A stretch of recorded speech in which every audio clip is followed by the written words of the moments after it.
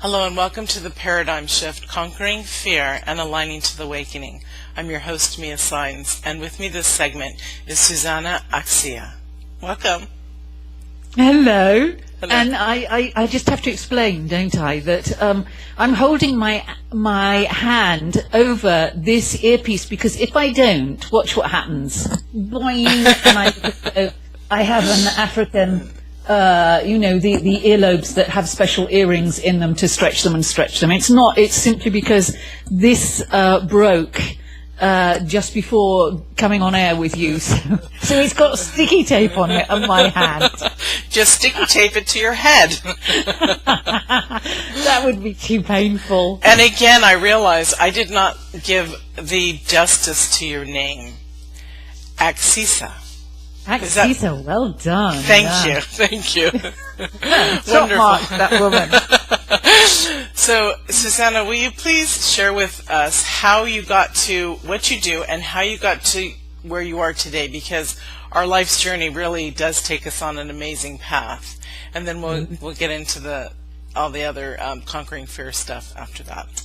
Okay, all right. Well, I'll try to do it as quickly as possible. I was born with fairly apparent intuitive skills which freaked the bejesus out of the adults around me, particularly the Catholics.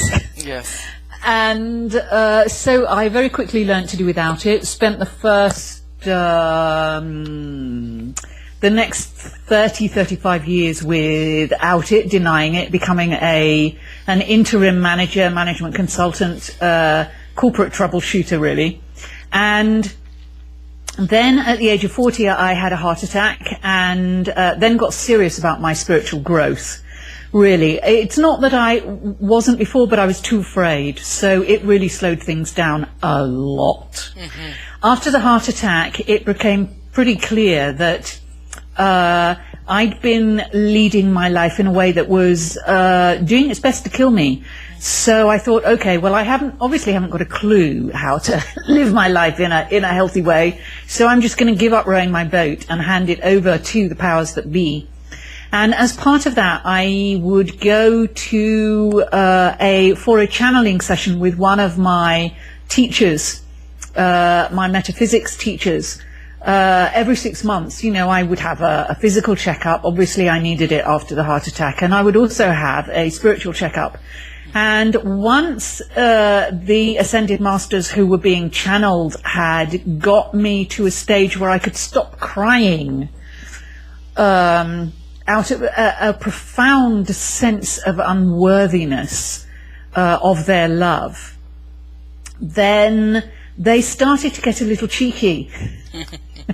And one day, one of them just slipped in, in the middle of the conversation, as you do. My dear, you know much more about intuition than those who are teaching it. And I freaked, as you do. Yes. No. In the beginning. Yeah, absolutely. And I sort of said, well, I know you're very wise and all that, because you're an Ascended Master, but I don't do intuition, so I'm sorry. How can you say this? But I did, and I heard a chuckle, and obviously it was them. I've grown used to their chuckles over the years, and that started me on a path back to my intuition. It started me on a path to becoming a channel with an energy that's known as Ascended Master Lord Lanto, the most amazing master, and I'm actually in the process of finishing a book that we're channeling with a colleague of mine who's asking the questions and I'm channeling the answers for the master. And that's taken me on one hell of a journey, but actually the long and the short of it is it's brought me back to intuition, which I now teach with a passion. Wonderful. I love that. I believe that everyone has intuition, but not everyone has the other abilities. It's that we need to tap into our whole soul of who we are and remember. It's part of getting rid of the fear. We all have this ability of understanding and knowing what's going on in the slight intuitive sense. But as we were talking beforehand, you were saying people think that channeling is so cool. It's a little spooky at first, and I was told recently by a magnificent healer. I had this beautiful session with her.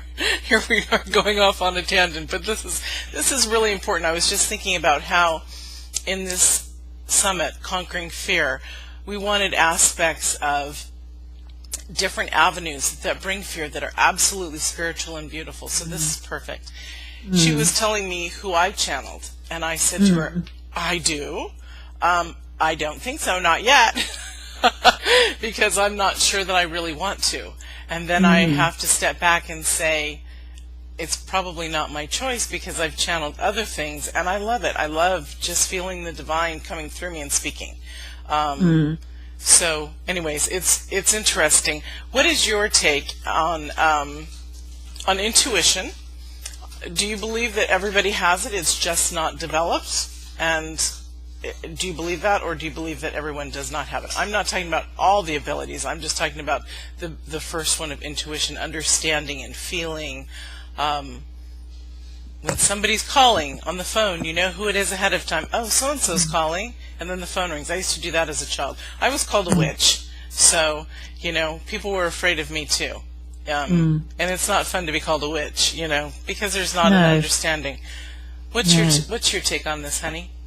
Well, I've studied as much as I can, as much as is out there in terms of scientific evidence and logical reasoning, and I know that every one of us has intuition. The question is how healthy our emotional and sensory intelligence is, particularly our emotional intelligence, because if our emotional intelligence isn't where it needs to be, then we may be the most talented intuitive in the world, but we are not going to recognize it. And if we do, we're not going to trust it, and we're not going to act on it. And those three things are key.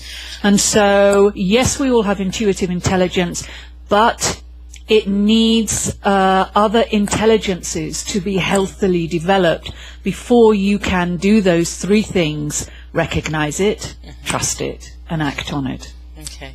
So when I said, I was like, I'm not ready for that, I'm one of those who's emotionally not ready for it. Well, I wasn't when I was told. I was told on the second day of a 3-year metaphysics course in Australia. And on the first day, apparently, our teacher who channels Maitreya was told by the master, don't criticize this person because she has such a toxic inner critic that she'll leave. She'll fly home to Italy. She won't stay. Because this is really, this is an unbelievably brave move for her to do, to know that she has to be here and to get herself here. So no criticism at all. So the second day, I got hit squarely between the eyes when out of my teacher's mouth came the words, "You are a trance channel."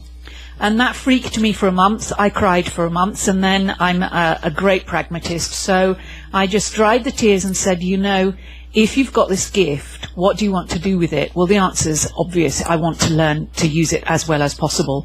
So I wrote to my teacher and said, okay, I accept I've got the gift. I accept that this is what I've incarnated to do, and this is the gift that's going to give me all the things I'm longing for.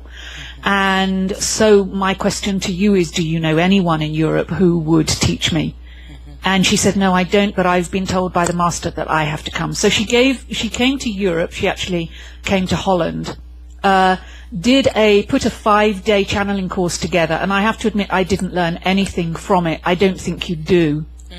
Because, as I've made very clear, both my personal and professional experience says that you can do all the work you want, but until you've got healthy levels of particularly emotional intelligence, you're seriously going to hamper whatever talent you've got.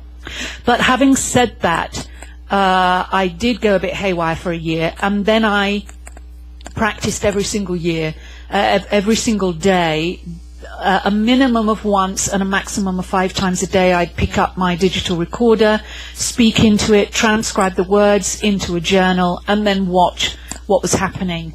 And at the end of that year, I went back for my final year of my master's in metaphysics, and my world was blown apart, because not only was Maitreya saying, you know, this person has come from a total black fear to this, and she is channeling, and she's been working with 3 sets of guides, and her work is very accurate, and she's been helping some of the students in this group. So I became the star, you know, the black sheep to the star in 1 year, and everybody looked at me as if to say, wow, what's happened to you? And then on the penultimate day, which is the second to last day of the Masters course, the Master came through again and said, in this next meditation, Suzanna will be introduced to the Master. She will channel from now on. And I, typical me, I said, no way, no one channels an ascended Master after just a year. And he went, you do.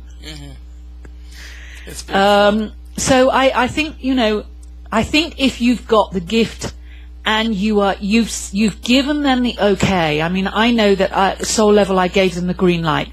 I've chosen a really tough life. As a human, I'm not sure if I can get through it, because I'm asking myself to do a lot. So you have my total permission to do anything you need to do to get me to do what I have come in to do in this incarnation. And to be fair to the guides and whoever else works with me and the whole universe, because we're all one, they've done it beautifully. They've done what they needed to do.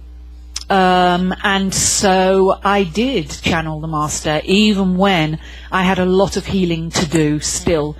But it was agreed that the Master would take my healing from there. And what soon became very apparent was I loved the channeling so much. It was unbelievable. I didn't know what I was saying. I'm not a trance channel. I hear what I say. But after I come out of the channeling, I've no memory at all what was said. So it was incredible. It was totally mind-blowing. And that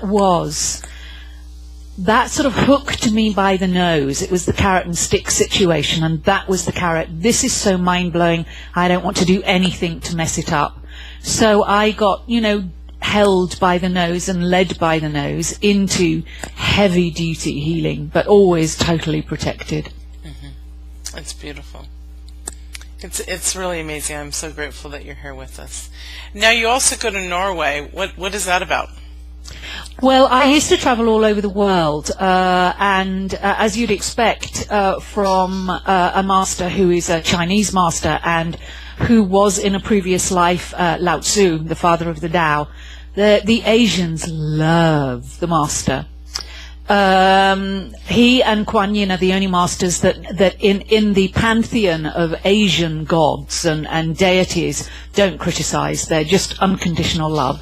So, unfortunately for me, I've had lots of past lives in this part of the world, so I love it too. But then it got to the stage where I woke up one morning and I didn't know what country I was in. I didn't know what season I was in. I couldn't understand anything, and I just burst into tears. And okay, not meant to do this. And then a couple of years ago, I developed severe back problems. And so the only country that I work in at the moment is Norway. But I think that might be coming to an end, because it's time to stop doing so much face-to-face work and to get my work online so it's available to everyone. Right. So that's what is happening this year and will continue to happen. I love that. That's beautiful. Thank you for sharing. We spoke about you sent me we talked about notes, and I want to ask you about how we can strengthen our connection so that it's easier to spot our intuition, our different abilities. I know how it happened for me, but for the viewers, if you'd like to share. Well, I'll go back to emotional intelligence, and it's a big field.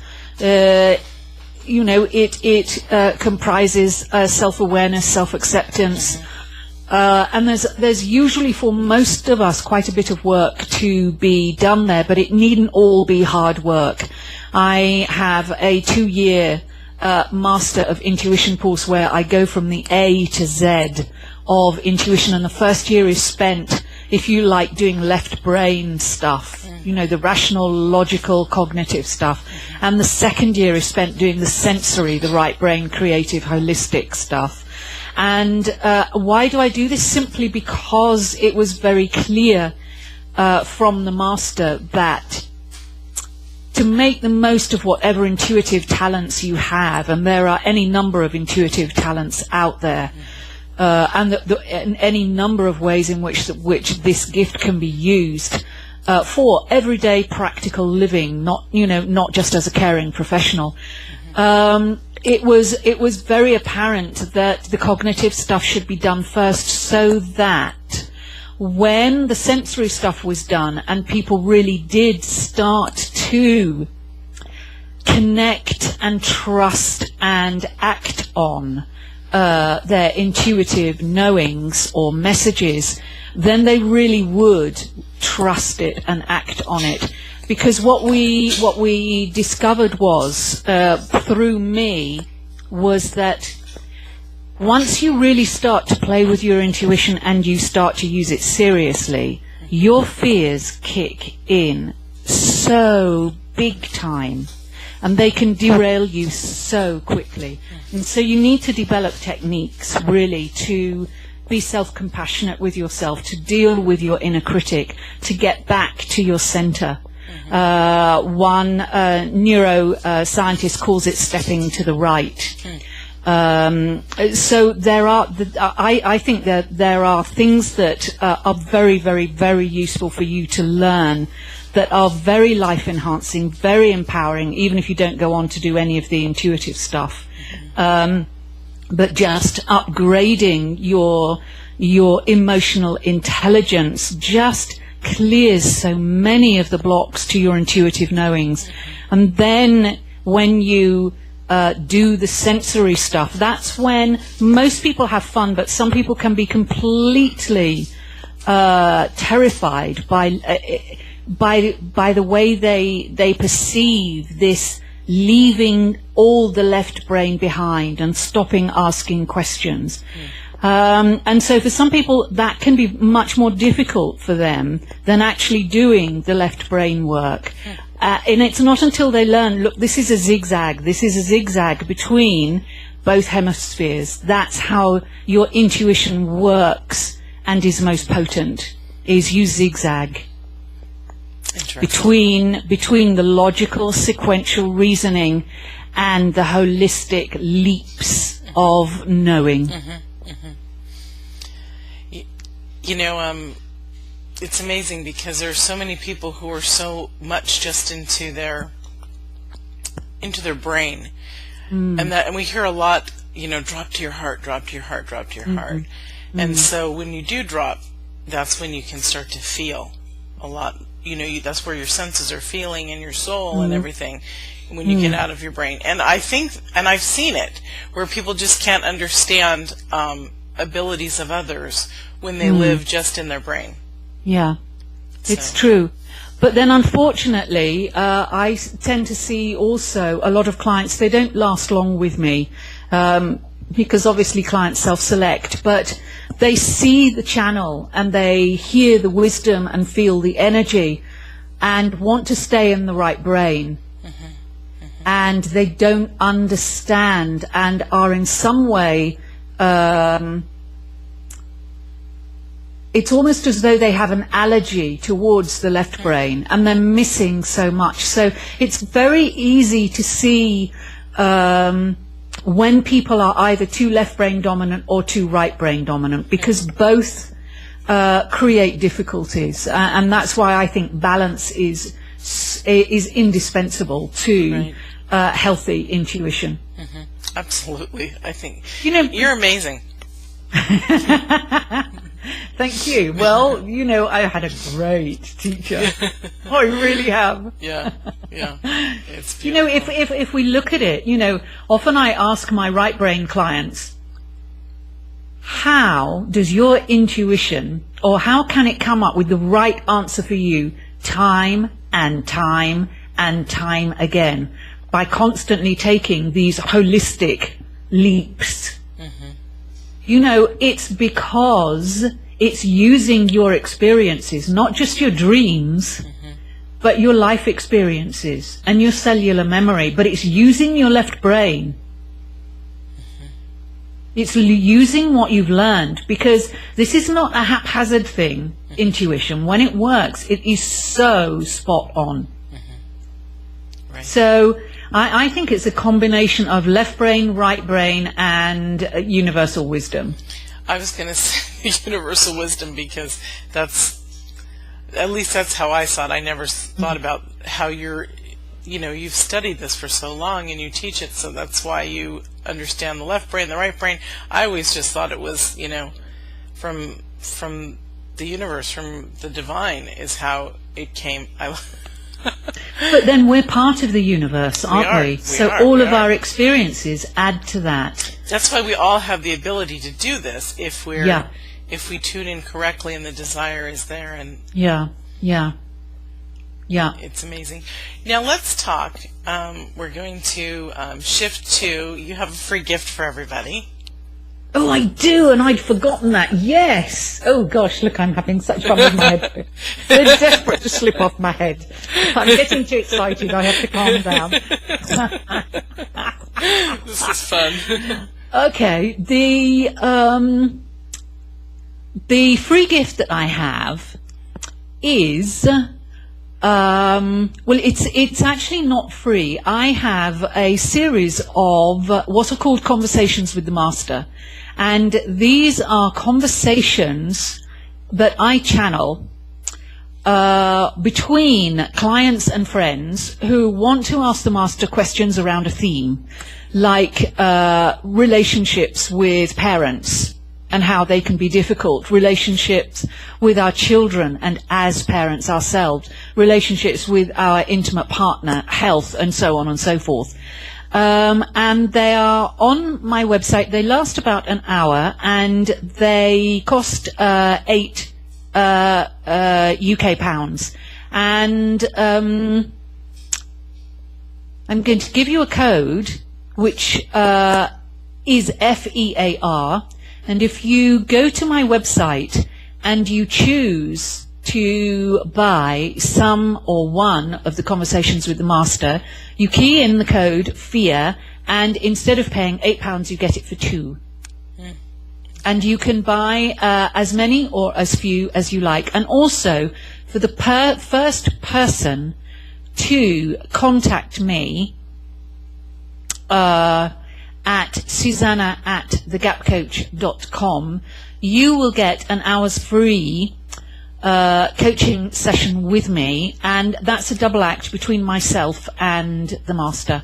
Okay. And the master comes in first of all and shares with you his wisdom, and then he leaves it to me, because while I'm channeling, I don't have no recollection of what's being said, but I key into your energy, which gives me the information I need at a human level. So the master will give you the soul level information and energy, and I'll give you the human level with the help of universal wisdom information, so that you can actually use the master's wisdom in practical ways to make a difference to whatever it is you're working on. Okay, wonderful. Okay? Thank you. So the very first person to contact me gets that, and whoever is interested gets 75% off the channeled conversations with the master. All right, thank you. What else would you like to share with us in our last 5 minutes? Oh, gosh. All right. Well, I think because I am the practical intuition expert, let's go through some of the things that you can do really easily to help you increase your intuition. We've talked about emotional intelligence. We aren't going to talk about that anymore. Decongest your spinal column. Make sure that your spinal column is as flexible as possible. And that means as flexible if you can get it to when it was when you were 10 years old and you were almost double jointed. Because your spinal column is your communication highway. Think about that, and think about how, if it's not working properly, that is going to really be a serious obstacle to your intuition. So that's one, spinal column work. This next idea I got from the brilliant Eldon Taylor, who suggested it, and he tried it, and I've tried it, and it works. Stop eating meat for a month. For 1 month or for months? For 1 month, because when you eat mass-produced and mass-slaughtered meat, you're not only ingesting and filling your body with the antibiotics, blah, blah, blah, that have been fed into the animal, but you are also eating the fear that it experienced in the last moments or last hours of its life. Do you really need to add to your fear? My answer is no. So this isn't an absolute must, but if you're interested, try it and see what happens to your intuition. I noticed a huge leap, and so do all of my clients. Stop using your alarm clock to wake up. That's a really great one. Give yourself a month to go to bed a little bit earlier each day. Why? Because your most intuitive times of the day are just before you fall asleep and just before you wake up. And if you've got an alarm clock going off, then you miss all the intuitive knowings that you get in that, I don't know what it's called in English, a sort of half-sleep state. Right. One more, move your body. We are designed to move, so dance. Because it's a great way to get stuff out of you, emotions that are stuck, healing that you're working on. You can bring out of you without you knowing, just through dancing. Put the music on loud and dance around to it. Just move. Use your left brain and your right brain. This is not a one hemisphere gig. It's really not. And watch your diet. Watch how your body reacts to the food you put into it. Because if you're not putting into your body really good fresh food that your body needs, and your body will tell you what it needs, then you are denying your body the energy it needs for you to act on those intuitive knowings. It's beautiful. I also love that you brought up the dance, because that is truly how I believe we center ourselves. When we're in a beautiful free flow mood, we feel the most magnificently beautiful, carefree, loving, want to embrace everything. It's truly a beautiful. Absolutely. And one important thing to mention about dancing is don't concentrate on the airy-fairy floaty stuff, you know, the nice balletic movements. I'd studied classical ballet for years, and when I first started the 5 rhythms, I went to the ballerina in me, and of course quickly learned that that's not appropriate. And then I discovered that actually the best way for me to ground me is to put shamanic drums on and dance, because it acts on you in a way that means that you connect with the earth, because you are intuitively, instinctively driven by the beat of those drums.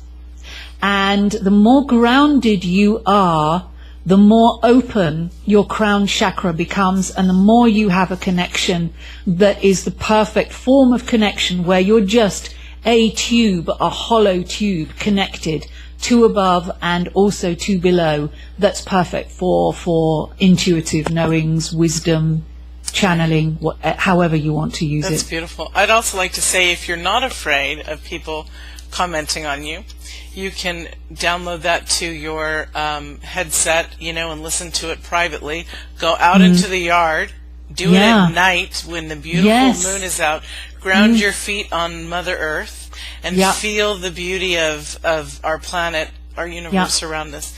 And you'll get even more benefit than doing it inside your home quietly. So but do it either way, but but there's something so magnificent about grounding ourselves in the moonlight. Absolutely, absolutely. And don't forget singing. I'm at the moment in hopefully what are the final stages of healing a bad back problem. And I've always been very active, and I live in the mountains here in Italy, so I have nature all around me. And so I'm going out for a 2.5 hour walk every day. I get my iPod with me.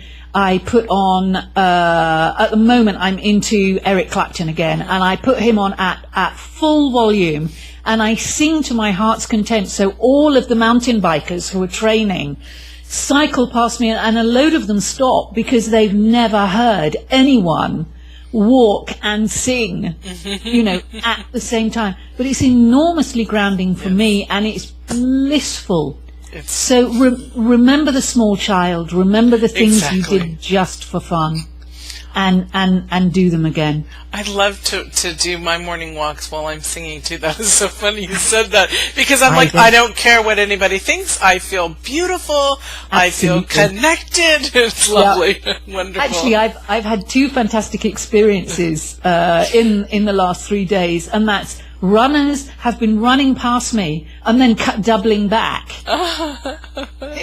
turning round to look at me and then running on, and they don't do it the 3rd time, but you know from their energy that they'd love to. It's just what is going on with this woman? And look at her, she's got this enormous smile on her face. Exactly, that's beautiful. Yeah, good one. That's wonderful. Thank you so much, Suzanna, for joining us. It's been a true pleasure. I've really enjoyed this. It's a lot of fun. Thank you. You are so welcome. I've had a ball. Wonderful. And thank you, viewers. We'll see you in the next segment. Goodbye.